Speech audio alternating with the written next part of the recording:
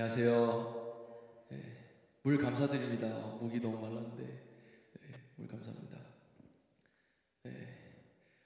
저 올라올 때부터 떨렸어요. 찬양팀인데 찬양팀 올라올 때부터 이렇게 심장이 막 이렇게 콩닥콩닥 뛰는지 정말 너무나 이 자리에 설 때마다 너무나 힘든 자리고 어려운 자리고 부끄러운 자리고 그래서 오늘 또 올라왔는데요. 하나님 말씀 전하고 내려가겠습니다.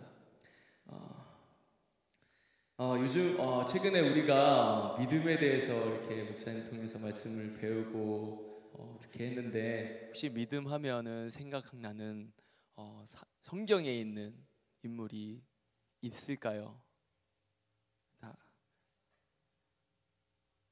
아브라함 또 있나요? 또 없나요? 아브라함밖에 없나요? 네. 다행이네요. 제가 아브라함 준비해서 다행이네요. 그러면 제가 질문을 몇 개 할게요. 아브라함은 몇 살까지 살았을까요? 와우, 역시 권사님 175세까지 살았어요. 그러면 아브라함이 하나님한테 말씀을 받은 그 약속의 말씀을 받은 그 나이가 언제였을까요? 권사님 독주하고 계십니다. 권사님. 네, 75세였어요. 75세. 그러면 마지막으로 아브라함이 100세일 때 어떤 일이 있었을까요? 네, 이거 다 아시네요. 네, 100세 때는 아들을 갖게 됐죠. 그 후로 하나님은 독자 이삭을 이렇게 바치라고 아브라함한테 이렇게 명령하셨어요. 그래서 아브라함은 어떻게 했죠? 순종했죠. 순종해서 이삭을 이렇게 딱 잡으려고 했죠. 그래서 그 사건 이후로 아브라함은 믿음의 조상이 되는 그런 이름을 얻게 된 것 같습니다. 아브라함을 생각하면은 여러 가지 사건들이 있어요. 그래서 첫 번째로는 제 이름에 관련해서 내용이 있는데요. 아브라함의 이름이 뭐죠? 원래 아브라함의 이름 아브람이죠. 아브람. 네, 아브람입니다. 그리고 아브람의 이름을 이렇게 바꿔주신 사건은 하나님께서 이제 이삭을 이렇게 딱 주시기 딱 전에 99세 때 이제 너는 아브람에서 아브라함으로 이름을 바꿔라라고 하나님이 이름을 주셨어요. 근데 아브람이라는 이름에 대한 의미가 있거든요. 그래서 그 아브람의 의미는 높으신 아버지라는 이름이고요. 그래서 그 이름이 높으신 아버지의 이름이 아브라함으로 바뀌었을 때 모든 민족의 아버지. 네, 그렇게 이름이 모든 민족의 아버지로 바뀌게 됐어요. 그래서 하나님은 이 아브라함을 부르시고 그 말씀대로 그 아브라함이라는 이름의 그 뜻대로 모든 민족의 아버지가 되게끔 인도하셨습니다. 그리고 또 아브라함 하면은 여러 가지 또 사건이 있는데 조카 롯과 관련된 이야기가 있어요. 첫 번째로는 뭐 다들 아시겠지만 제가 이렇게 다시 한번 이렇게 설명을 드려요. 그래서 롯과 관련된 이야기가 있는데 이 말씀이 기억나실 수 있어요. 내가 좌하면 내가 우하고 내가 우하면 내가 좌하리라. 그 말씀 기억나시죠? 언제 이렇게 있었는지. 근데 정말 그 아브라함이 그렇게 조카 롯한테 그렇게 얘기했을 때 얼마나 아량이 넓었으면, 그런 아브라함의 마음이 얼마나 넓었으면 하는 생각이 들었어요. 왜냐하면 아브라함은 자기보다 높은 사람한테 그렇게 제안을 하는 게 아니라 자기는 큰아버지인데 조카한테 그렇게 세심한 배려를 하는 그런 모습을 보게 됐어요. 그리고 이제 조카 롯과도 또 여러 가지 사건이 있는데, 조카 롯이 이방 족속들에게 이렇게 잡혀가는 사건이 있었어요. 그래서 아브라함은 자신 집에서 이렇게 훈련된 군사들이 이렇게 여럿 있었는데 318명이 있었대요. 그래서 그 군사들을 데리고 전쟁을 일으켜서 그 조카 롯을 이렇게 다시 구출해오는 그런 사건도 있었어요. 그다음에 소돔 고모라 땅, 하나님께서 이제 소돔 고모라 땅이 너무나 이렇게 폐역하고 아주 몹쓸 나라가 돼서 이제 심판하시겠다라고 이렇게 얘기했는데, 아브라함이 그 심판에 대한 이야기를 듣고 나서 롯이, 조카 롯이 거기에 사는데 하나님한테 이제 요청을 하죠. 혹시나 그 소돔과 고모라 땅에 의인 10명만 있으면 혹시 이 심판을 안 하실 수 있느냐라고 하나님한테 이제 요청을 하는데, 뭐 결국 결론적으로 보면은 10명이 없어서 심판을 당했죠. 그러나 롯은 구출을 이렇게 당했어요. 그다음에 이제 하나님께서 아브라함한테 언약을 주셨어요. 이제 창세기에 보면은 중요한 3가지 언약이 있는데, 이제 무지개 언약, 그러니까 노아 홍수 이후로 이제 더 이상 물로 심판 안 하겠다 해서 무지개 언약이 있었고, 그 다음에 야곱한테 준, 그 베델에서 야곱한테 준 사닥다리 언약이 있었어요. 그리고 이제 아브라함한테 준 이제 횃불 언약이 있는데, 이거는 아브라함과 아브라함의 자손에게 이렇게 가나안 땅에서 이렇게 잘 번성해서 살 수 있다라는 그 약속의 말씀을 주셨는데, 왜 횃불 언약일까요? 왜? 아까도 이제 무지개 언약, 그 특징적인 이제 상징적인 내용이 있죠. 무지개라는. 그리고 사닥다리, 이제 야곱이 사닥다리를 받잖아요. 그래서 사닥다리, 이번에 횃불. 그 횃불에 어떤 의미가 있냐면, 횃불은 그때 이제 하나님의 임재라는 그런 의미를 가지고 있어요. 그래서 아브라함은 이 횃불이 쪼갠 고기 사이로 이렇게 지나간 것을 목격하게 돼요. 그래서 하나님이 보여주신 거죠. 하나님의 임재가 이렇게 있다. 뭐 예전에 제가 이제 수요 이렇게 말씀 전할 때 한번 이것도 설명한 적이 있어요. 이렇게 고기 사이로 이렇게 횃불이 지나간다는 것, 그 약속이라고, 서로 이렇게 약속하는 거라고 이렇게 해서, 그래서 이제 언약, 그런 내용이 또 있었습니다. 그래서 아브라함은 그걸 정말 잊을 수 없는 체험이었겠죠. 이 횃불이 이 고기 사이로 지나간다라는 거. 그래서 하나님께서는 아브라함에게 이렇게 시각적으로 나타나셔서 하나님의 임재를 보여주시고 또 언약을 체결해 주셨다는 되게 감격스러운 장면이 있었습니다. 그리고 아브라함은 하나님의 제사장 멜기세덱에게 11조를 또한 드렸어요. 그래서 자신이 전투에서 승리한 거, 그리고 또 전리품들 이렇게 다 가져서 이렇게 되게 부강해졌는데, 아브라함은 그게 자신의 힘으로 된 게 아니라 하나님의 은혜였다라고 하면서 제사장에게 11조를 드린 그런 일이 있었습니다.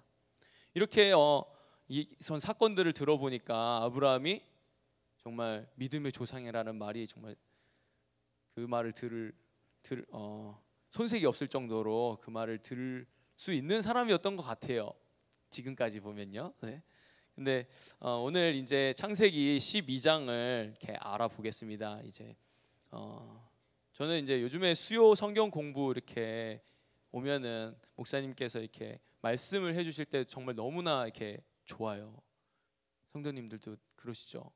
되게 말씀이 되게 이렇게 안에 막 들어와서 막 이렇게 움직이는 것 같아요. 그래서 특별히 창세기부터 말씀을 들었을 때는 제가 태초에, 목사님이 태초에 하나님이 계시니라부터 이렇게 설명하셨을 때 제가 그 태초에 같이 있어서 그 모든 장면들을 막 이렇게 보는 것 같은 그런 느낌을 받았었어요. 그래서 그렇게 이렇게 와, 말씀 너무 귀하고 이 살아있는 말씀 같다, 제가 그 자리에 있는 것 같다라는 이렇게 그런 마음을 많이 받았었는데, 최근에 이제 목사님이 이제 우리에게 숙제를 주셨잖아요. 주셨어요. 네. 숙제를 주셨어요. 네. 훌륭한 학생들은 숙제를 잘 이렇게 듣고 잘 이제 하셨을 거라 믿습니다. 근데 이제 제가 훌륭하다는 건 아니고, 제가 숙제했거든요. 훌륭한 건 아니고, 제가 이제 숙제를 이렇게 하면서 노아부터 이렇게 자손들 이름을 이렇게 막 이렇게 적어 가는데 그런 생각이 들어요. 이렇게 한 사람 한 사람 정말 듣도 보도 못한 그런 이름들이 막 나올 때 이 사람은 어떻게 살았을까? 저 사람은 또 어떻게 살았을까? 막 이렇게 그런 생각이 막 이렇게 드는 거예요. 그래서 그런 모습을, 제 모습을 보니까 와, 태칸이가 이런 생각을 해? 뭐 저 원래 그런 사람이 아니니까 이런 생각을 해? 막 그런 거에 막 놀라기도 하고, 목사님이 막 70명이 된다, 노아 포함해서. 그래서 셌죠. 제가 이렇게 막 이렇게 뿌리들을 이렇게 막 이렇게 그렸는데, 이게 하나하나 이렇게 해갖고 숫자를 셌는데 70명이 딱 된 거예요. 그래서 와, 정말 70명이네라는 그런 답을 이렇게 알고 답을 맞추는 그런 정말 재미있는 시간이 있었습니다. 하루는 목사님이 텍스트를 저에게 이렇게 보내주셔서 제가 목사님께 전화를 드렸어요. 목사님이 이제 선교지를 가신다고 하시면서 창세기 11장, 12장 말씀을 저한테 이렇게 주셨어요. 저는 네 하고 순정한 마음으로 이렇게 답변을 드렸죠. 근데 제가 그렇게 답변을 하면서 이렇게 그 장면을 한번 상상을 해봤어요. 목사님이 가끔씩 하시는 그런 이야기가 있어요. 김거신 목사님이 우리 목사님한테 이번에 러시아 가라고 이렇게 하시는 그런 이야기를 목사님 가끔씩 하시는데, 목사님이 솔직하게 얘기하셨잖아요. 마음속에 하면서 그런 마음으로 네 이렇게 되게 겸손하게 이렇게 순종하시면서 이렇게 답변을 하셨는데, 저도 그런 마음이 반은 있으면서 감사하는 마음으로 정말 네 이렇게 답변을 했어요. 그래서 그런 모습이 목사님도 정말 그러셨구나라는 그런 이미지가 저한테도 왔는데, 이게 어려워요. 설교가 되게 어려워요. 저 좀 스트레스 받는 것 같아요. 설교하는 게 스트레스 받는 것 같고, 그래서 참 이렇게 솔직하게 말하면 그래요. 그런데 물론 되게 감사해요. 왜냐하면 저라는 사람은 이렇게 이렇게 편안하고 이렇게 안정된 이렇게 살아갈 때는 생각을 잘 안 해요. 그런데 이렇게 그런 틀 안에서 살아갈 때, 편안함에서 그렇게 살아갈 때 목사님이 이렇게 건져 주시는 그런 상황에 들어가니까 얼마나 감사한죠. 저는 거기서 그냥 살아가는 게 너무나 편하고 너무나 좋은데, 본성은 거기서 안 나오고 싶은데 목사님이 그냥 탁 끌어서 이렇게 다른 삶이 있다 이렇게 해주시는 그런 것 때문에 정말 너무나 감사하더라고요. 그래서 오늘 창세기 이제 제가 이렇게 밑밥을 깔았어요. 오늘 창세기 이제 12장을 할 때 정말 본문 말씀으로 이렇게 은혜 받으셨으면 좋겠습니다. 제가 이렇게 깊숙이 이 말씀에 깊숙이 들어가려고 했는데 이게 정말 제가 정말 모르는 게 너무 많아요. 정말 너무나 많고, 심지어 제가 뭘 모르는지 그것도 정말 모르겠는 거예요. 그래서 제가 이렇게 오늘은 정말 당부의 말씀을 드리는데, 하나님 말씀에 이렇게 은혜 받으시면 정말 좋겠습니다. 그래서 창세기 12장부터는 한 아브라함이 주요 인물이 됩니다. 그래서 제가 앞서 아브라함에 대한 주요 사건들을 이렇게 얘기했는데, 이제 창세기 12장을 이렇게 읽어가면서 아브라함의 이 신앙, 하나님을 따라가는 삶이 어떻게 시작됐는지 한번 알아보도록 하겠습니다. 이제 말씀을 읽어봐야겠죠? 그래서 남자 성도님들이 이제 여자 성도님들과 같이 교독할 때 먼저 남자 성도님들이 먼저 읽어주시면 좋겠습니다. 네, 말씀 잘 보이시죠? 네, 그러면 다 같이 읽어보겠습니다. 시작. 여호와께서 아브라함에게 이르시되 너는 너의 고향과 친척과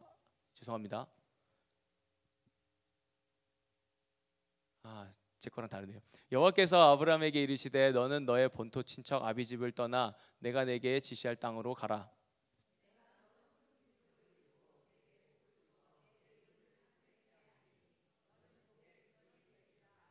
너를 축복하는 자에게는 내가 복을 내리고 너를 저주하는 자에게는 내가 저주하리니 땅의 모든 족속이 너를 인하여 복을 얻을 것이니라 하신지라.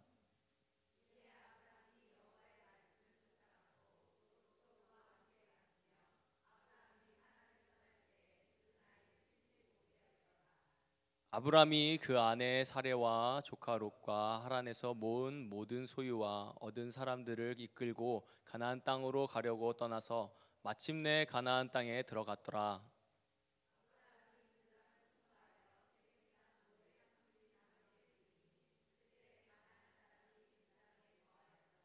여호와께서 아브람에게 나타나 가라사대 내가 이 땅을 내 자손에게 주리라 하신지라. 그가 자기에게 나타나신 여호와를 위하여 그곳에 단을 쌓고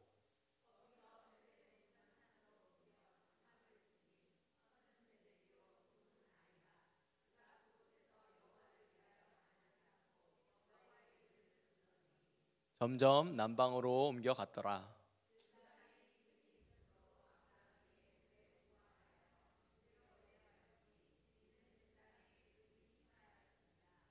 그가 애굽에 가까이 이를 때 그 안에 사례더러 말하되 나 알기에 그대는 아리따운 여인이라.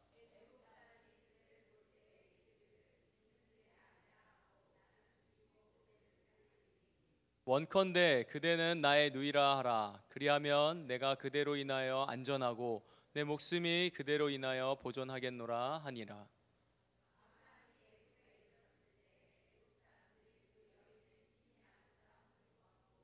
바로의 대신들도 그를 보고 바로 앞에 칭찬함으로 그 여인을 바로의 궁으로 취하여 드린지라.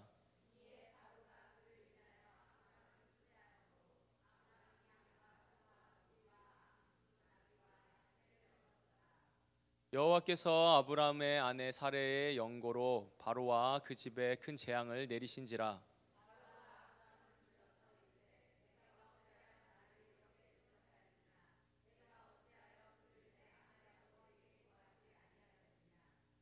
내가 어찌 그를 누이라 하여 나로 그를 취하여 아내를 삼게 하였느냐.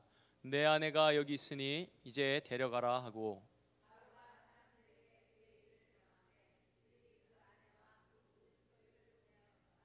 아멘. 제가 시작할 때 하려고 했던 멘트가 있었는데 제가 까먹었어요. 너무 긴장해가지고. 혹시 성경 질문 있으십니까? 저는 답변 못해요. 저는 답변 못하는데 저는 답변 못하는데 그냥 목사님 이렇게 시작하시니까 네 한번 해봤어요. 네, 네 말씀 그 12장 1절 한번 틀어봐 주시면은 제가 같이 한번 해보겠습니다. 네, 여호와께서 아브라함에게 이르시되 너는 너의 본토 친척 아비집을 떠나 내가 내게 지시할 땅으로 가라. 왜 갑자기 뜬금없이 하나님은 아브라함에게 등장하셔서 이런 말씀을 하셨을까요? 왜 하필 아브라함이냐고 이렇게 물으신다면 저는 답변할 게 없는 것 같아요. 왜냐하면은 이런 것 같아요. 제가 왜 하나님의 백성이 됐냐고 하는 그런 질문과도 같은 것 같아요. 그래서 이 질문은 왜 하필 아브라함이냐, 왜 그렇게 질문이 된다면 하나님한테 갔을 때 한번 여쭤보면 좋을 것 같습니다. 네. 그런데 아브라함은 노아의 세 아들 중에 누구의 후손일까요? 세 아들은 누가 있는지 아시죠?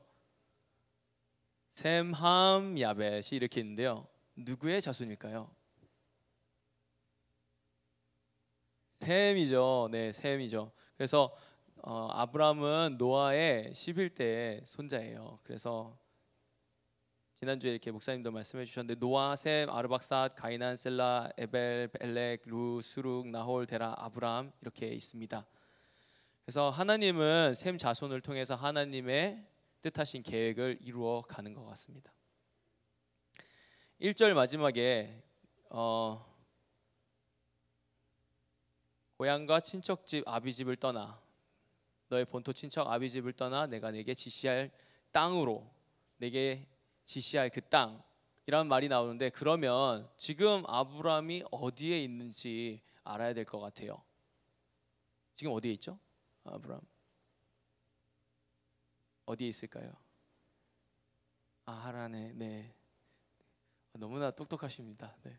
제가 이제 11장 31절에 지난주에 배웠던 11장 31절에 보면은 그런 내용이 나오는데 제가 한번 읽어볼게요. 데라는 가나안 땅으로 가려고 아들 아브람과 하란의 아들인 손자 롯과 아브람의 아내인 며느리 사레를 데리고 갈대아 우르에서 나왔습니다. 그러나 그들은 하란에 이르러 거기에 머물렀습니다. 데라와 아브람 그리고 롯은 지금 갈대아 우르에서 나와 하란에 들어갔습니다.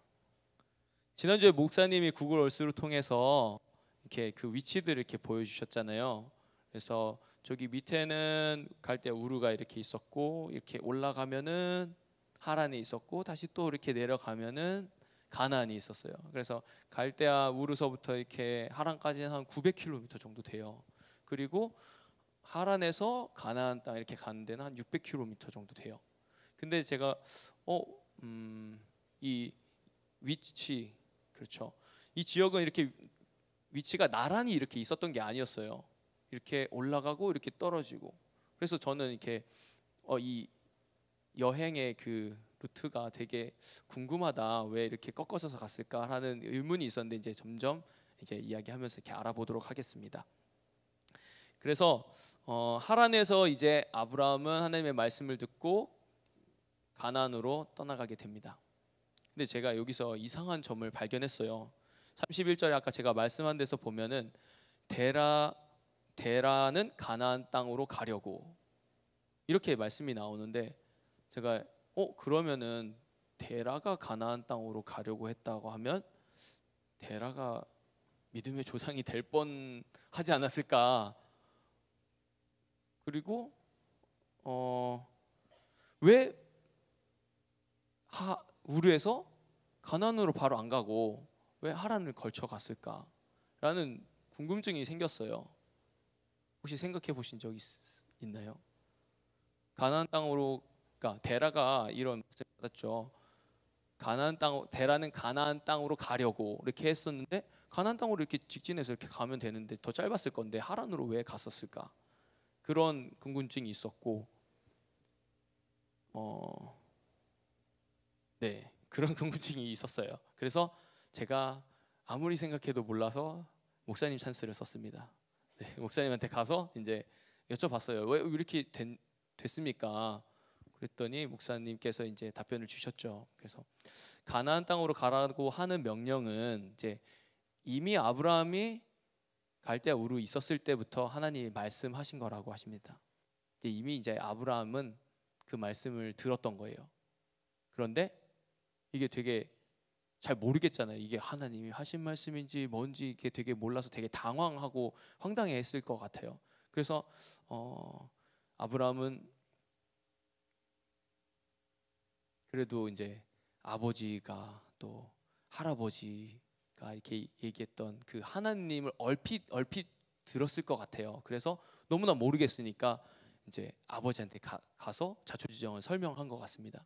그래서 이제 이런 일이 있었습니다라고 얘기했었을 때 이제 아버지께서도 아버지 데라가 사실 답변을 줄 수 있는 게 없었어요. 왜냐하면은 데라의 혹시 직업이 혹시 뭔지 아시나요? 어디 맞는 답변이 들리는 것 같아요. 그렇죠? 우산 만드는 거 말고 우상을 만드는 비즈니스를 했어요. 그래서 우상을 만들면 하나님의 자손인데 우상을 만들면 하나님하고 친했을까요? 안 친했을까요? 안 친했겠죠. 그랬으니까 당연히 이제 어떤 답변을 해줄 수 있는 상황이 아니었던 것 같아요. 그랬기 때문에 이제 데라가 이제 아브람 롯을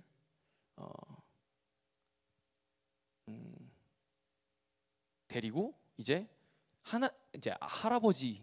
할아버지가 계시는 하란 땅으로 이렇게 데리고 가게 되는 거예요. 그래서 그쪽에서 이제 하란 땅에는 아직 셈 할아버지가 살아 계셨어요.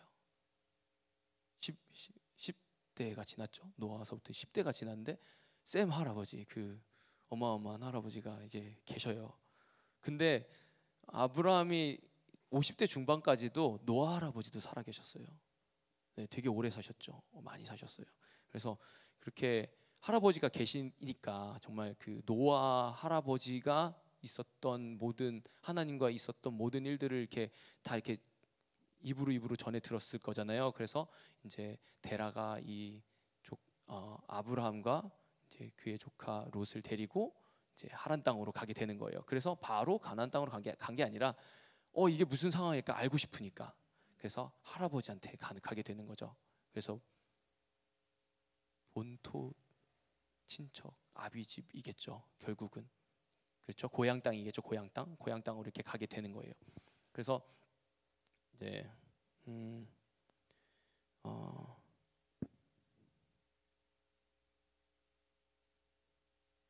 딱 갔는데 이제 셋이 갔어요. 이제 가족을 이끌고 갔어요. 근데 데라 아버지가 거기서 이제 머물다가 이렇게 돌아가셨어요.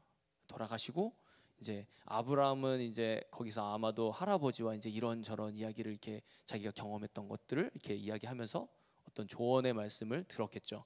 그리고 이제 오늘 말씀처럼 12장 1절에서 너는 너의 고향 땅 본토 친척 아비 집을 떠나 내가 내게 지시할 땅으로 가라, 이렇게 이런 말씀을 이제 듣고 이제 다시 듣게 됐죠. 그래서 아브라함의 심장은 이때 어땠을까요? 하나님의 말씀을 이렇게 다시 들었을 때 이미 이제 뭔가 뭣도 모르는 상황에서 이제 갈대우르에서 이렇게 말씀을 들었었잖아요. 근데 이제 다시 하란에 와 있었을 때 하나님이 다시 말씀하시는 거예요. 가라.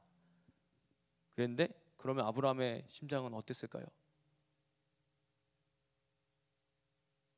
이제 뭐 할아버지 말씀도 들었고 이제 그래서 막 이렇게 되게 막 평화로다, 막 할렐루야 할렐루야 막 이렇게 하고 있었을 수도 있고, 아니면 정말 가슴이 콩닥콩닥 뛰면서 되게 쫄려 하고 있었을 수도 있을 것 같아요. 그래서 2절 말씀을 보면 내가 너로 큰 민족을 이루고 내게 복을 주어 내 이름을 창대케 하리니 너는 복의 근원이 될지라. 이게 되게 어마어마한 말인 것 같아요. 제가 아브라함이 한번 되어봤어요. 하나님이라는 분이 이렇게 말씀하시는데 내가 복이 될 자격이 있을까? 내가 복의 근원이 될 수 있을까? 나는 좀 아무것도 없는데. 그리고 큰 민족을 이룰 거라 하시는데 어떤 조짐이라도 있을까? 왜냐하면 나 지금 아기가 없는데 네? 그러면 자손이 있어야 되잖아요. 큰 민족을 이루려면 자손이 있어야 되는데 지금 사라는 50대가 넘으셨어요. 60대가 이제 넘으셨어요. 60대가 넘었는데 지금 아들이 없어요. 큰 민족하고 이렇게 전혀 매치가 안 되잖아요. 성도님들은 어떻게 생각하시나요? 지금 하나님이 이렇게 딱 한 사람 한 분 한 분 이렇게 오셔갖고 이런 말씀하셨어요. 넌 복이 된다. 큰 민족을 이룬다. 이렇게 한 사람 한 사람에게 정말 이렇게 말씀하시면은 어떻게 생각이 될까요? 네, 제가 그 부분에서 저 같은 사람은 제가 생각이 워낙 많아요. 제 생각이 가득 차 있어서 이렇게 계산을 할 거예요. 제가 방금 얘기했듯이 그러면 내가 자손을 가지려면 빨리 결혼을 해서 아기를 낳고 또 많이 낳고 내 자녀가 또 아기를 또 많이 낳고 그런 생각들을 많이 하게 될 거예요. 그래서 저는 그런 사람이에요. 보통 이렇게 방법을 달라. 이 길 갈 건데 방법을 달라. 그래서 저희 그 리더 누나한테 항상 그런 얘기를 많이 했어요. 방법을 주면 하겠다. 그래서 맨날 쫄랐어요. 방법 좀 달라고, 방법 좀. 그러니까 저는 맨날 그 방법이 뭐냐고 이렇게 얘기했는데 제가 그거를 생각해 봤을 때 저의 겉모습을 항상 바꿀 수 있다. 그러니까 그게 저를 전체로 바꿀 수 있다고 생각했는데 저는 항상 그걸 가지고 저의 겉에만 이렇게 바꾸게 되는 상황으로 갔어요. 그러니까 제 아마 의도는 그런 거였죠. 겉을 바꿔서 일단은 혼나지 말고 잘 살자.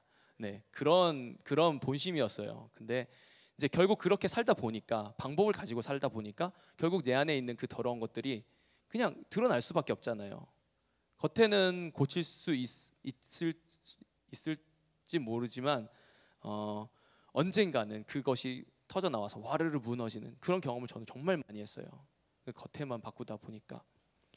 그래서 저는 그런 모습이었던 반면에 아까 그런 게 말씀을 한 분 한 분한테 이렇게 얘기하셨을 때 어떤 분은 아멘이라고 하셨는데 네, 훈련이 아주 잘 되신 분은 정말 아멘으로 답변해서 정말 그 길을 이렇게 믿음을 가지고 가실 것 같아요. 그래서 물론 아멘이라고 했다고 해서 그 모든 일들이 바로 딱딱 일어나고 그런 건 아닌 것 같습니다.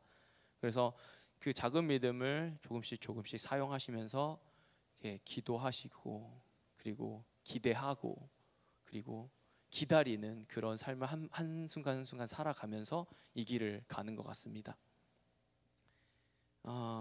우리는 하나님이 저희에게 이렇게 어떤 축복의 말씀을 주시고 뭐 그렇게 하셔도 저희에게는 아무런 자격이 없음을 정말 이 시간 고백합니다. 저희는 정말 아무것도 없는 그런 정말 아무것도 없는 자들입니다. 네, 3절 보시면 너를 축복하는 자에게는 내가 복을 내리고 너를 저주하는 자에게는 내가 저주하리니 땅의 모든 족속이 너를 복을 얻을 것이니라 하신지라. 이제 땅의 모든 족속이라고 하면 이제 노아 할아버지부터 이제 이렇게 자손이 이렇게 퍼져 나갔잖아요. 그러면은 다 친척들이잖아요. 그 친척들이 나로 인해서 복을 받는다, 그렇게 생각하면은 이게 쉽게 잘 안 다가와지는 것 같아요. 정말 사람이 많잖아요. 근데 어떻게 저 사람 나 잘 모를 수도 있는데. 그리고 할아버지, 지금 샘 할아버지나 뭐 샘 할아버지랑 같이 있었던 어떤 할아버지들한테 이제 그 할아버지들의 자손들이 이렇게 잘 사는 것들을 이렇게 얘기하잖아요. 그럼 어떤 자손은 이제 어떤 높은 지위가 있어서 이렇게 잘 산다. 어떤 자손은 정말 부자가 돼서 이렇게 잘 산다. 그런 이야기를 많이 들었을 건데, 자기가 어떻게 그런 그 사람들이 나를, 그 아브라함을 통해서 복이 될까 하는 생각을 하게 될 것 같아요. 이미 더 잘 살고 있는 사람들인데 그런 생각을 하게 될 것 같은데, 이제 궁금증이 생기겠죠. 그래서 잘 믿어지지도 않고 그럴 것 같은데,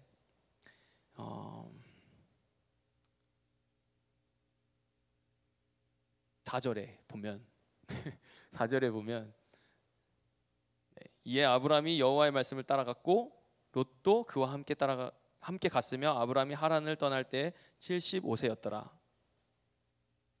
이게 정말 이렇게 그냥 믿을 만한 내용이 아니에요. 복이 된다라는 거. 그리고 나를 저주하는 사람에게는 저주를 받고 나를 축복하는 사람 복을 받겠다. 그렇게 이렇게 말씀해 주시는데, 이게 그냥 믿을 만한 내용이 아니에요.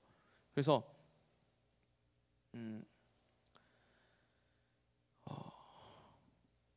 아브라함은 이렇게 행동했어요. 이에 아브라함이 여호와의 말씀을 쫓아갔고, 이 말씀을 들었지만 그거에 반응해서 하나님의 말씀을 쫓아갔다라고 이렇게 반응을 했다고 합니다. 근데 조카 롯을 데리고 갔어요. 아버지 데라는 205세 때 이제 하란에서 돌아가셨고, 자신은 이제 75세입니다. 이게 나이 얼추 이렇게 비교해 보면은 한 2배 반 정도 더 살 거예요. 이제 아브라함은 자기가 생각했을 계산해 보면 이제 2배 반 정도 자기 인생이 남았는데, 이제 얼마 안 남은 거잖아요. 한 반 정도 남았다고 치면은 이제 내 인생 절반을 이게 떠나서 살아야 되는데, 이게 쉽지 않은 인생이거든요. 제가 미국에 30살에 왔어요. 30살에 왔는데 반 더 살지 모르겠는데 정말 쉽지 않은 결정이었거든요. 네, 그래서 아브라함도 마찬가지로 그 하란에 이렇게 떼고 가나안으로 가는 게 정말 쉽지 않은 그런 마음이었을 것 같습니다. 그래서 분명하지 않은, 정말 확실하지 않은 그런 명령을 받고 이렇게 발길 때 하나님의 말씀을 따라갔다라는 거. 그래서 일단 아브라함은 발을 뗐습니다. 그런데 여기 말씀에 보면은 롯을 데려갔습니다. 하란에서 롯을 데려갔는데 왜 롯을 데려갔을까요? 말씀 받은 건 아브라함이고 롯은 뭐 롯인데 왜 데려갔을까요? 지금 상황이 이제 뭐 말씀이 이렇게 되게 명확한 게 없잖아요. 그런, 보통 우리가 명확하지 않으면 저희 마음이 어떤가요? 이게 되게 두렵고 떨리고 쫄리고 뭐 그렇잖아요. 그래서 우르까지는, 지금 우르에서 이제 하란까지는 아버지가 가시니까 이게 또 이렇게 든든하잖아요. 그러니까 갔어요. 근데 이제 거기서부터는 이제 자기가 제일 나이가 많을 거 아니에요. 거기서 이제 데리고 나가야 되는데, 그런 입장에서 이렇게 데리고 가려고 하면 되게 마음이 힘들었을 것 같아요. 그래서 이제 우르에서 같이 온 이제 조카 롯을 이제 같이 가자. 우리 또 이제 어려운 시절 같이 보냈잖아요. 이렇게 우르에서 하란까지. 그래서 이제 롯이랑 같이 이렇게 가게 된 것 같아요. 혼자 어딜 간다라는 게 쉬운 일이 아닌 것 같습니다. 제가 이제 선교지를 가게 된다라는 생각을 해보면, 선교지에 혼자 남겨졌을 때 되게 맨날 울 것 같아요. 왜냐면 아무도 없으니까. 여기서 맨날 보던 사람들이 이렇게 있다가, 뭐 AU 하면 젊은 친구들 맨날 보다가 새벽 막 3시, 막 4시까지 막 이렇게 같이 하다가 선교지 딱 혼자 갔어요. 아무도 없어요. 내 옆에 아무도 없어요. 심지어 막 이렇게 맨날 싸우던 사람도, 막 안 하려고 버틴겨갖고 맨날 싸우던 사람도 옆에 만약에 없다고 하면은 얼마나 내 인생에 뭔가가 하나가 빠진 것 같은 그런 허전함을 느낄 것 같아요.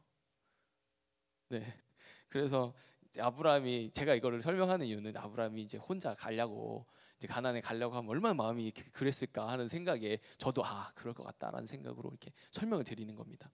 그래서 네.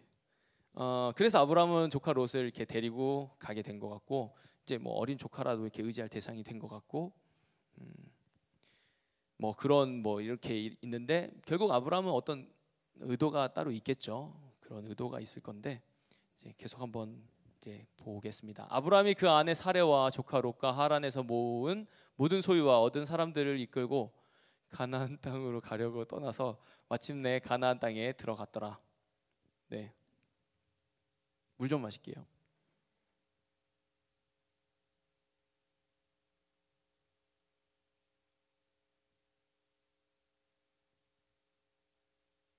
네. 결국 우르에서 이제 하나님이 말씀하셨고 다시 하란에 이렇게 가서 하나님 말씀하신 대로 이제 가나안에 왔어요. 이렇게 한 발씩 한 발씩 이렇게 발을 떼서 이렇게 여정을 가는데 결국 가나안에 왔죠. 아브라함의 마음은 어땠을까요? 결국 가나안에 왔습니다. 이 뭐 하나님이 말씀하신 거 최소한 2번은 하셨겠죠. 우르에서도 있었고 하란에서도 있었고. 그래서 알지도 못하는 곳에 이제 말로만 듣고 이렇게 오게 됐습니다. 누가 어떤 뭐 주변 사람들이 뭐 가나안이 뭐 어떻다 뭐 설명도 해준 것도 없이 그냥 뜬금없이 하나님이 가라. 그래서 이렇게 명령하게 돼서 온 이렇게 낯선 장소 가나안에 이렇게 들어오게 됐습니다. 6절에 보면은 아브라함이 그 땅을 지나 세겜 땅 모래 상수리 나무에 이르니 그때에 가나안 사람이 그 땅에 거주하였더라. 여호와께서 아브라함에게 나타나 이르시되 내가 이 땅을 내 자손에게 주리라 하신지라 자기에게 나타나신 여호와께 그가 그곳에서 제단을 쌓고. 8장에서 노아가 이제 방주에서 나왔을 때 이제 여호와께 제단을 쌓았다고 내용이 있습니다. 노아 할아버지가 제단을 쌓았다고 한 일은 하란에 있었을 때 이제 샘 할아버지가 이제 얘기해 주셨었겠죠.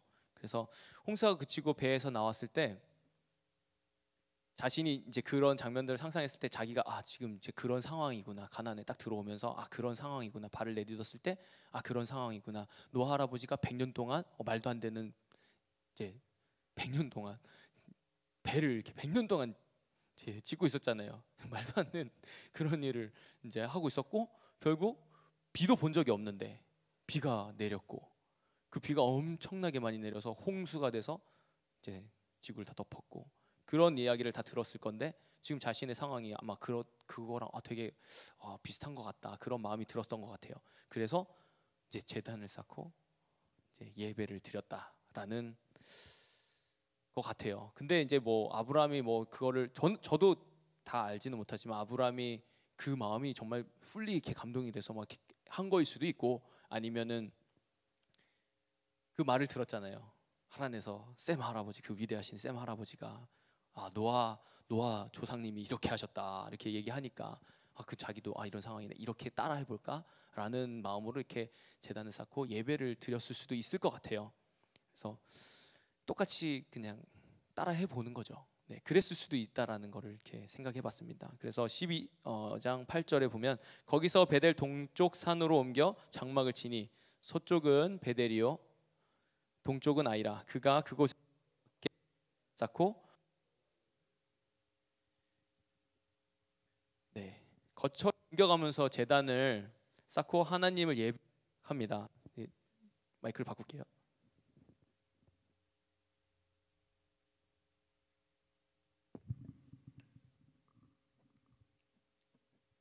네, 감사합니다. 제단을 이렇게 그러니까 위치로 옮겨가면서 제단을 쌓고 하나님께 예배를 드렸다고 하는데 아브라함이 신실한 마음으로 그 장소를 옮길 때마다 예배를 드렸는지 아니면은 뭐 노아 할아버지가 그렇게 하셨으니까 그렇게 따라 했는지 알 수는 없어요. 그런데 왜 계속 이동하면서 이렇게 제단을 쌓고 예배를 드렸을까요? 이게 하나님이 주신 그 언약을 믿으면서 한 행동이었을까요?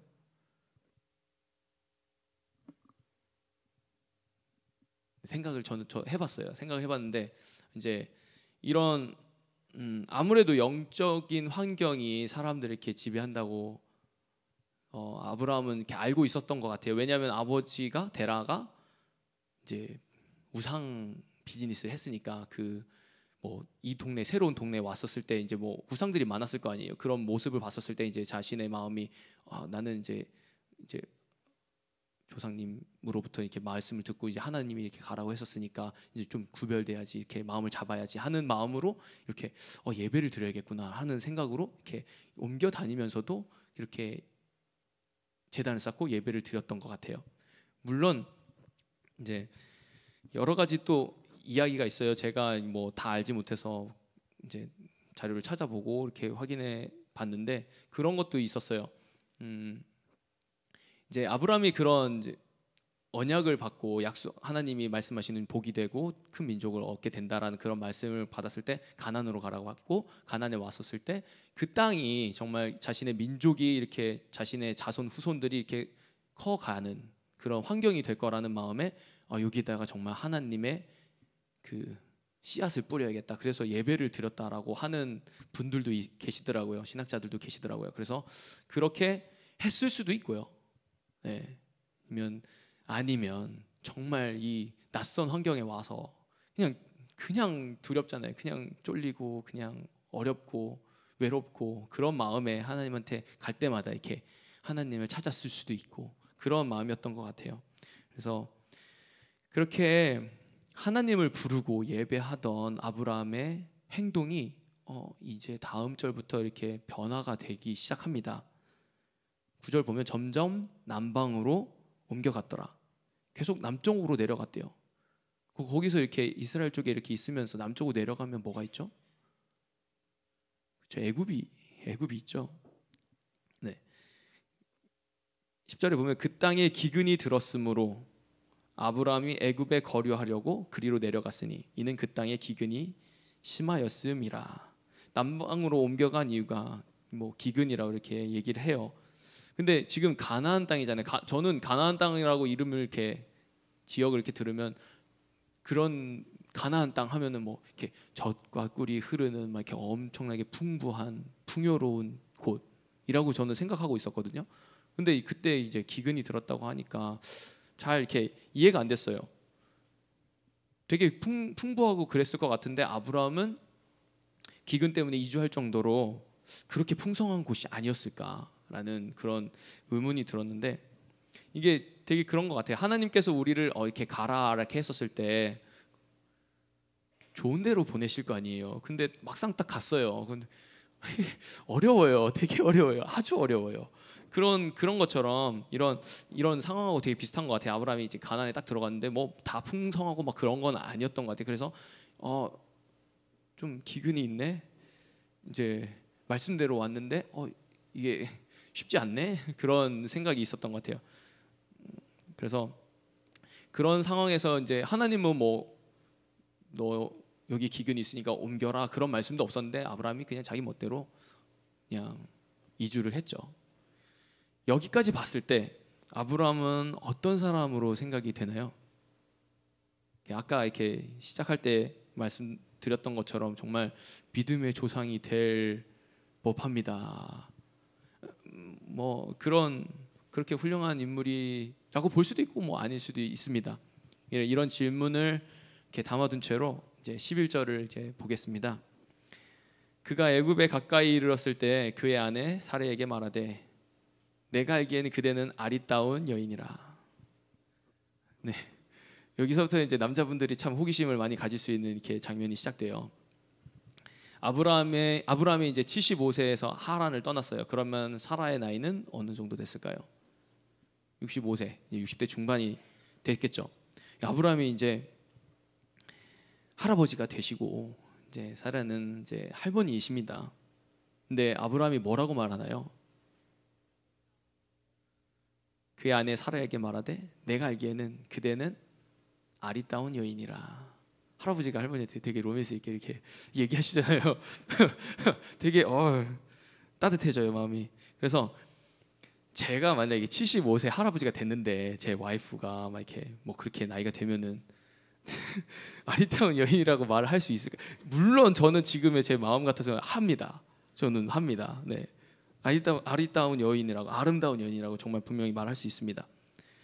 근데 이렇게 아름다운 여인이라고 표현이 되어 있는데 아름다운 할머니라고는 안 했죠. 아름다운 할머니라고 안 했고 아름다운 여인이라고 이렇게 얘기했어요. 그래서 이 여인이라는 표현을 이렇게 정의를 하고 갔으면 좋겠어요. 그래서 제가 국어 사전을 찾아봤습니다. 어느 정도 성숙하지만 어른이 된 여자라고 어른이 된 여자라고 이렇게 표현이 되어 있는데요. 이제 어느 정도 성숙하지만 아직 나이가 충분하게 이렇게 많이 나이가 들지 않은이라고 이렇게 생각하면 좋을 것 같아요. 그래서 여인이라는 단어를 보고 제가 머릿속에 떠올랐던 것이 여인의 향기, 네. 그리고 프리티 워먼, 그런 이렇게 단어가 갑자기 딱 떠올랐어요. 제가 영화를 이렇게 좋아하긴 하는데 이런 게 매치가 이렇게 많이 된 것 같아요. 그래서 여인의 향기, 프리티 워먼, 그 영화를 이렇게 하이라이트로 이렇게 봤어요. 정말 아름답고 여인이었어요. 그러니까 아까 얘기했듯이 아브라함이 할머니이지만 봤을 때 정말 아름답다라고 이렇게 얘기한 것 같아요. 남자분들은 이해가 가시나요? 저만 이렇게 상상하고 있나요? 네? 여기서 보면은 진짜 되게 다 보여요. 남자분들 남자분들 보여요. 네. 그래서 이런 상황에서 지금 사라가 아브라함의 눈에서만 이렇게 이뻐 보이는 게 아니에요. 왜냐면은 이제 애굽으로 갔는데 또 바로의 신하가 사라를 보고서 이렇게 반했다고 이렇게 표현이 되어 있어요. 이제 바로는 이제 이집트 왕입니다. 애굽의 왕입니다. 모든 걸 다 갖고 있죠. 원하면 다 가질 수 있는 그런 능력이 있는 왕이에요.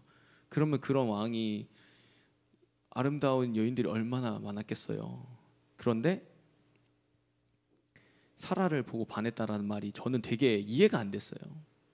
물론 어떤 신학자들은 이렇게 얘기해요. 사라의 내면을 보고서 바로가 이렇게 반했다, 뭐 이런 얘기도 있는데, 아니 사람을 내면을 보려면 되게 오래 있어야 되잖아요. 근데 그 시기적으로 이렇게 안 되니까 저는 되게 타당하지 않다라고 생각을 해요. 그래서 여전히 그 의문점을 저는 갖고 있었어요.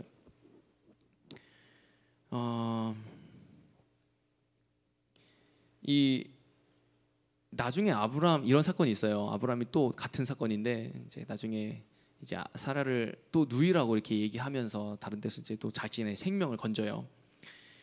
그렇게 보면은 정말 사라는 이쁜 여인이 맞는 것 같아요. 외모적으로 정말 이쁜 여인이 맞는 것 같아요. 사라가 65세이고 그 나이가 더 들었어도 저는 근데 그게 더 이쁠까라는 아직 여전히 그 의문이 있어요. 그래서 알 수 없는 일이죠. 이쁠 수도 있고 안 이쁠 수도 있어요.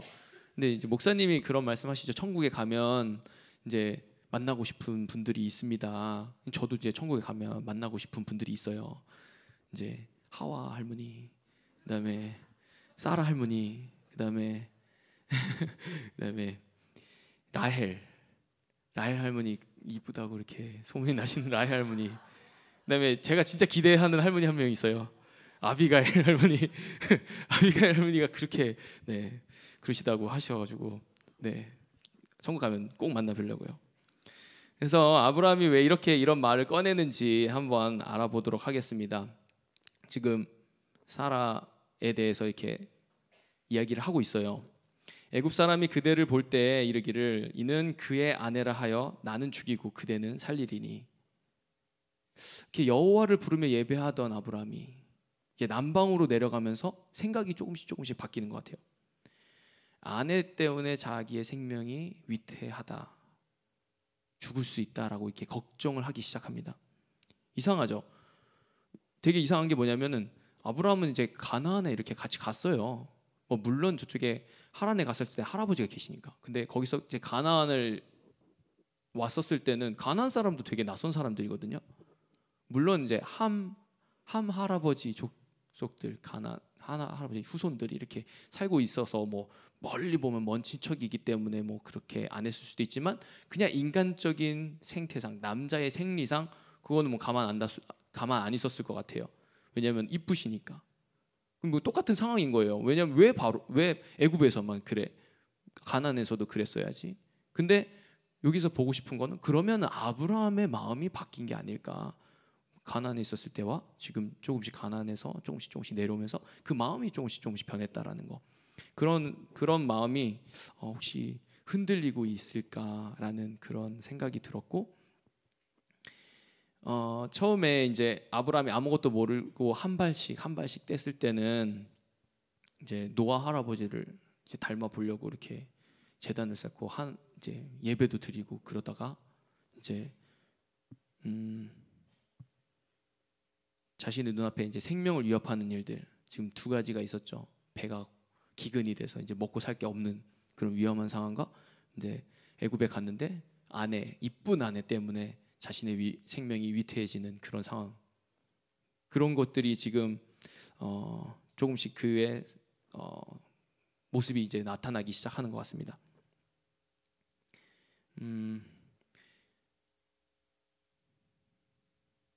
그 아브라함이 이제 가나안에 왔었을 때 좀 기근이 있다고 하는데 남방 사람들을 이렇게 보니까 되게 잘 사는 것 같은 거예요. 이제 그쪽으로 이주하게 된 이유가 이제 뭐 먹을 게 있으니까 이렇게 오게 된 거고, 그래서 그 사람들 보니까 잘 사는 것 같고, 그렇게 자신의 발을 그곳으로 향하게 되는 것 같아요. 한 발씩 자기가 보는 그 시선이. 그래서 우리도 마찬가지인 것 같아요. 우리가 어디를 보고 있느냐에 따라서 우리가 하나님께로도 갈 수 있고 세상으로도 갈 수 있고. 그러니까 우리가 되게 이 말씀을 볼 때 되게 저한테 적용되는 거는, 어디를 보고 있느냐. 제가 남방을 보고 있으면은 새는 거죠. 그 하나님의 길에서 격가지로 새는 거죠. 근데 하나님을 보고 있으면 정말 하나님을 따라가는 그 길로 가만히 있었을 건데. 네, 그래서 근데 저도 똑같아요. 아브라함이 이렇게 남방을 보고 자신의 그 육적인 원하는 거, 뭐 살아야 되니까 그런 것과 이제 그런 것들을 이렇게 봤을 때 제 모습과 그렇게 다르지 않더라고요. 그래서 저희가 아브라함이 그렇게 하는 행동들을 봤었을 때 뭐 정죄하고 뭐 그런 게 아니라 나에게 교훈이 되는 그런 말씀이구나라는 부분을 생각했습니다. 14절에 보면 아브라함이 애굽에 이르렀을 때 애굽 사람들이 그 여인이 심히 아리따움을 보았고 바로의 고관들도 그를 보고 바로 앞에서 칭찬함으로 그 여인을 바로의 궁으로 끌어들인지라. 결국 아브라함이 우려했던 그런 상황이 일어났어요. 바로의 궁으로 자기 아내 사레가 이제 들어가게 됐죠. 아브라함은 이 일을 예상했습니다. 그리고 그대로 됐습니다. 남편분들에게 여쭤보고 싶습니다. 지금 아브라함의 상황이에요.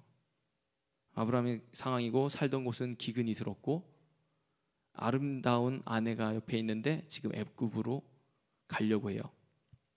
들어가겠습니까? 남편 되시는 분 마음속으로만 생각해 주세요. 네. 마음속으로만 생각해 주시고, 아브라함이 참 비겁한 것 같아요. 제 생각에는 자기 식솔들을 먹여 살리기 위해서라고 이렇게 남방으로 이렇게 내려간 거는 자기를 합리화했던 것 같고, 마찬가지로 사라에게 이렇게 얘기했던 것도 자신이 살기 위해서 이렇게 합리화를 했던 것 같아요. 결국 그 아브라함의 모토에는 뭐가 있었냐면 자신의 생명이 더 중요했던 것 같아요. 물론 제 모습도 똑같아요. 저는 다른 사람의 생명보다는 제 생명이 더 소중하죠. 저 그런 사람이 맞아요. 그런 사람이 맞아서 아브라함이 그렇게 한 행동이 되게 뭐 비겁해서 막 이렇게 상종도 못할 사람 그런 거 아닌 것 같아요. 그래서 저도 똑같다라는 거가 이제 바로 또 제 안에 들어왔고, 그래서 제가 죄인이라는 게 더욱더 깨달아지는 부분이었습니다. 16절에 보면 이에 바로가 그로 말미암아 아브라함을 후대함으로 아브라함이 양과 소와 노비와 암수 나귀와 낙타를 얻었더라. 아브라함은 이런 횡재를 예상했을까요? 이 노비도 얻고 재물을 이렇게 막 계속 얻잖아요. 이렇게 막 갑자기 막 부자가 됐잖아요. 자기 목숨을 살리려고 했던 행동인데 뜬금없이 이게 막 부가 이렇게 같이 찾아와요. 근데 솔직하게 그의 마음은 어땠을까요? 지금 사라가 바로 궁에 가 있습니다. 자기한테는 이 양도 있고 소도 있고 막 있어요. 좋았을까요? 안 좋았을 것 안 좋았을 것 같아요. 절대 안 좋았을 것. 절대 좋아했을 수가 없어요. 왜냐면은 정말 마음을 졸이면서 아내가 저기 갔는데 이 소와 양 뭐 이렇게 눈에 들어오지도 않았을 거예요. 이게 다 뭐겠어요? 자기 사랑하는 아내가 저기 가 있는. 근데 그때 문화로 보면은 완전 뺏긴 거죠. 더 이상 답이 없는 거죠. 아내는 더 이상 나랑 만날 수도 없는 그런 상황에 들어간 거죠. 그러니까 여기에 뭐 어떤 재물이 있다 하더라도 그게 제 눈에 들어오지도 않았고 이게 더 미워 보일 수도 있고 자신이 한탄스럽고 또 죄책감이 들고 막 그런 마음이 있었을 것 같습니다. 그래서 17절에 보면 여호와께서 아브라함의 아내 사레의 일로 바로와 그 집에 큰 재앙을 내리신지라. 할렐루야죠. 완전 할렐루야죠. 하나님께서 주님의 계획대로 일을 하셨습니다. 몇 날 며칠 막 이렇게 끙끙 거리면서 밥도 못 먹고 죄송해요. 몇 날 며칠이 지나서 이렇게 이런 일이 일어났는지 몰라요. 근데 하나님은 바로에게 재앙을 일으켰고 바로는 그게 어떤 원인에서 이런 일이 일어났는지 알게 됐어요. 18절에 보면은 바로가 아브라함을 불러서 이르되 내가 어찌하여 나에게 이렇게 행하였느냐? 내가 어찌하여 그를 내 아내라고 내게 말하지 아니하였느냐? 내가 어찌 그를 누이라 하여 내가 그를 데려다가 아내를 삼게 하였느냐? 내 아내가 여기 있으니 이제 데려가라 하고 바로가 사람들에게 그의 일을 명하매 그들이 그와 함께 그의 아내와 그의 모든 소유를 보내었더라. 아브라함은 하나님의 은혜로 이제 사례를 되찾았어요. 정말 밤에 잠도 못 잤을 것 같고 그다음에 밥도 못 먹고 그래서 되게 피골이 상접해서 막 이렇게 비참한 모습으로 있었을 것 같습니다. 그리고 마음고생을 무진장했을 것 같아요.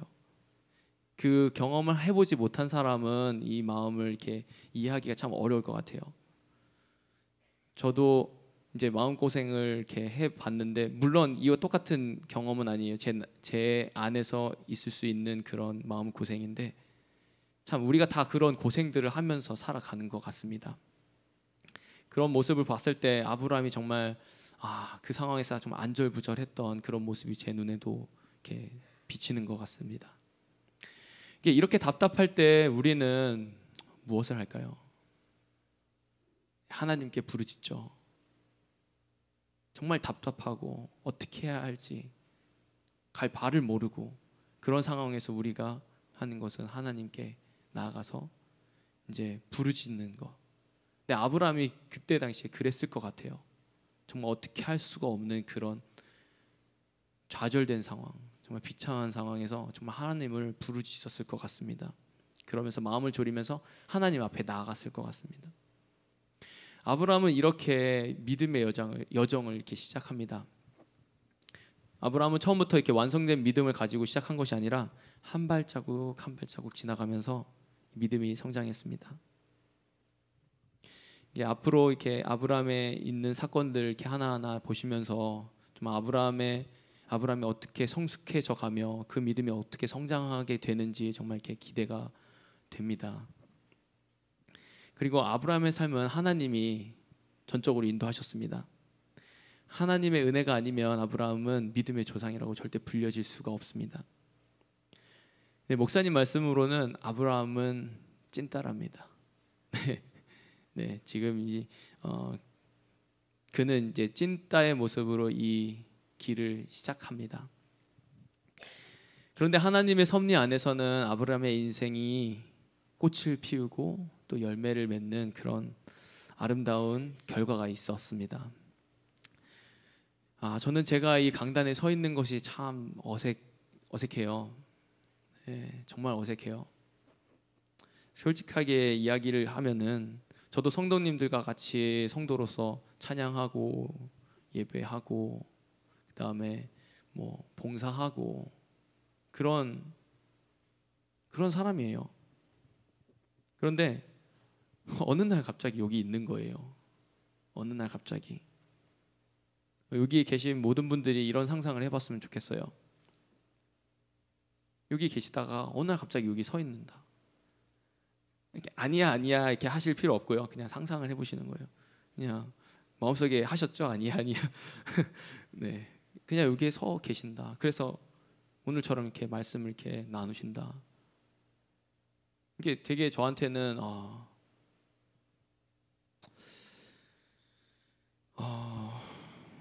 저 이상한 삶이에요. 저한테는 되게 이상한 삶이고,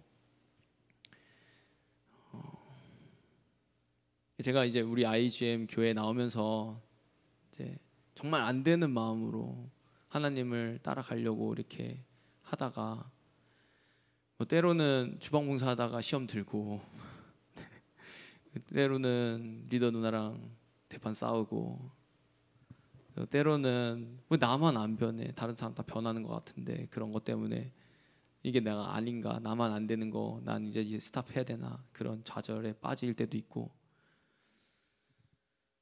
그러다가 또 저는 찬양 인도를 할 때 그런 경우가 있어요. 너무 마음이 답답한데 그 마음을 하나님께 드리고 싶은데 쥐어 짜도 정말 마음이 열리지 않는 그런 상황. 그럴 때 정말 너무나 답답하고 막 그런 모습, 전 되게 찐따 같은 모습, 그런 모습으로 이렇게 신앙생활을 한 발짝 한 발짝 하고 있습니다. 또한 뭐 신학교를 가는 것도 하나님이 신학교 가라고 하는데 저는 배짱을 부리면서 하나님 사인 없이는 못 갑니다. 그렇게 배짱을 부렸어요. 근데 하나님이 사인 딱 주시니까 딱 갔죠. 네. 그리고 뭐 또 오래 신앙생활을 했지만 정말 그런 태도로 살았기 때문에 하나님을 알지도 못했고 그런 모습으로 사니 또 복음도 깨닫지도 못했고 그렇게 이렇게 지내왔어요. 그러다가 어느 날 지독한 죄인이구나라는 걸 깨닫게 됐어요. 물론 제가 이렇게 죄인된 깨달은 수준이 아직 얕은 수준이에요. 그러나 이렇게 한 발자국 한 발자국 이렇게 가고 있습니다. 이게 뭐 제가 능력이 있는 것이 아니라 결국 하나님의 은혜가 아니면 도저히 설명할 수 없는 삶이고요. 그리고 그래서 저한테는 소망이 있는 것 같습니다. 그래서 하나님의 은혜가 저를 지금까지 살게 했고 남은 삶도 주의 은혜로 살아갈 수 있다라는 믿음이 제 안에 생긴 것 같습니다. 이제 아브라함도 찐따로 이렇게 시작했어요. 아버지 백 믿고 하란으로 이렇게 갔고 쫄려서 조카 롯이랑 이렇게 가나안 갔고 이제 배고파서 이제 점점 먹을 거 있는 대로 갔다가 보니까 애굽까지 왔는데 애굽에 오니까 사라를 탐내는 이 나쁜 왕이 있어서 누이라고 해라 그렇게 얘기해서 자기는 이제 생명부지했는데 이런 찐따 같은 아브라함이 점점 성숙해져서 정말 믿음의 조상이 되는 그런 결과를 우리가 보고 있습니다. 이제 우리 아무도 그 타이틀을 부정할 수 없어요. 믿음의 조상 아브라함. 그래서 우리에게도 정말 소망이 있습니다. 지금은 비록 미약하고 앞이 안개가 앞에 가려서 볼 수 없지만 하나님은 우리를 이끌고 이렇게 가고 계십니다. 그래서 하나님은 우리에게 믿음이 더욱더 성장할 수 있도록 믿음의 장을 열어주셨고 그 훈련장에서 훈련하는 것은 저희의 몫입니다. 그래서 그 훈련장에서는 우리가 믿음의 장성한 분량까지 이렇게 성장해 갈 수 있다라는 거. 그래서 잊지 말아야 할 것은 이 훈련이 마치면 끝이 있다라는 거. 그게 우리에게 소망이 되는 것 같습니다. 결국 우리는 저 천국 가서 예수님을 만나고 그 손을 꼭 붙잡고 우리가 정말 눈물을 흘릴 수도 있고 정말 기쁨에 춤을 출 수도 있고 정말 하나님을 만날 수 있다라는 그 소망이 우리에게 있습니다. 그래서 저는 천국 가면 예수님 등에 업혀서 그냥 딱 붙잡고 예수님 가는 대로 다 따라다니려고요. 그래서 천국에 가서 누가 예수님 등에 업혀 있으면 저라는 것을 이렇게 만나서 다시 인사했으면 좋겠습니다. 네, 제가 이제 오늘 말씀 다 이렇게 했는데요. 다 같이 찬양 한 곡 했으면 좋겠어요. 그래서 찬양팀 분들은 올라와 주셔서 이렇게 찬양해 주시고 정말 우리가 지금까지 살아온 곳은 살아온 것은 주님의 은혜라는 거 다시 한번 기억하면서 이렇게 같이 찬양했으면 좋겠어요. 우리의 모습이 이렇게 높던 낮던 어떤 모습에 상관없이 정말 하나님은 그 있는 모습 그대로 이렇게 우리를 인도하고 가고 계시다라는 거. 어디로? 천국으로. 그래서 그 은혜가 우리에게 정말 풍성하다라는 것을 생각하시면서 같이 찬양하면 좋을 것 같습니다.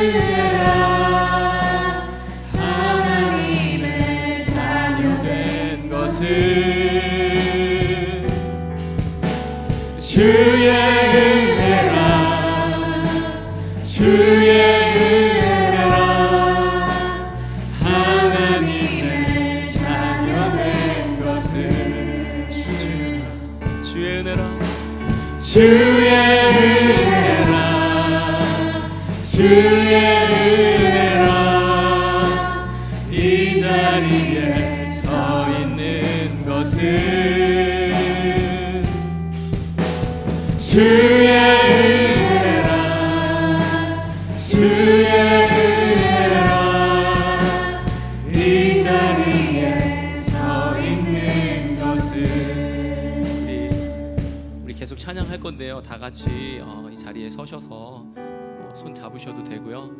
이렇게 같이 고백했으면 좋겠어요. 우리가 하나님의 은혜 아니면 이 자리에 서 있을 수 없는 그런 죄인이고 그렇게 연약한 자이고 하나님이 우리를 정말 그 은혜로 품어주셨다라는 거 생각하시면 다시 한번 찬양했으면 좋겠습니다. 내가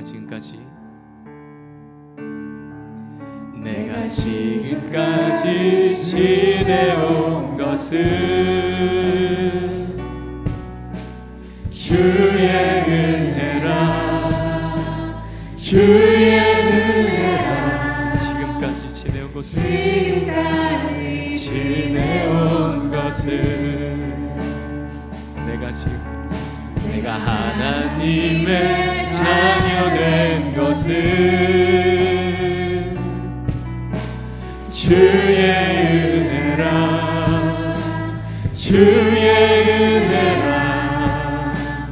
하나님의 자녀 된 것은 내가 이 자리에 서 있는 것은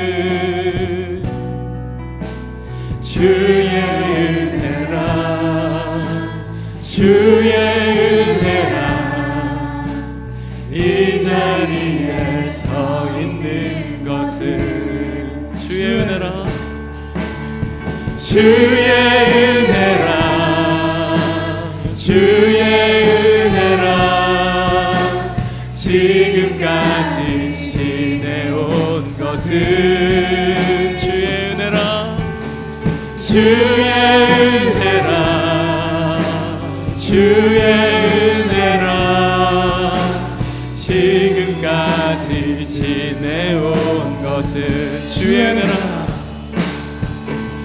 주의 은혜라 주의 은혜라 하나님의 자녀된 것은 주의 은혜라 주의 은혜라 하나님의 자녀된 것은 주의 은혜라 주의 은혜라 주의 은혜라 이 자리에 서 있는 것은 주의 은혜라 주의 은혜라 주의 은혜라 이 자리에 서 있는 것은. 기도하겠습니다. 사랑의 하나님 아버지, 정말 주님의 은혜입니다. 그 은혜에 너무나 감사드립니다. 하나님, 정말 우리에게 다가오셔서, 우리가 아직 죄인 되었을 때 하나님이 우리에게 다가오셔서 그 손을 붙잡아 주신 것, 그 순간이 없었다면 우리는 이 자리에 설 수 없는 그런 멸망받는 자입니다.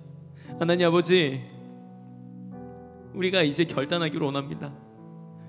우리가 그 은혜를 받은 자들, 하나님의 백성이라고 부르심을 받은 자들, 하나님이 우리에게 복이 되라고 말씀하시는 그런 자들이 되었습니다. 하나님 아버지, 우리가 이 복이 됐다라는 그 마음으로 그 삶을 하나님께 드리며 이 삶을 살아가길 원합니다.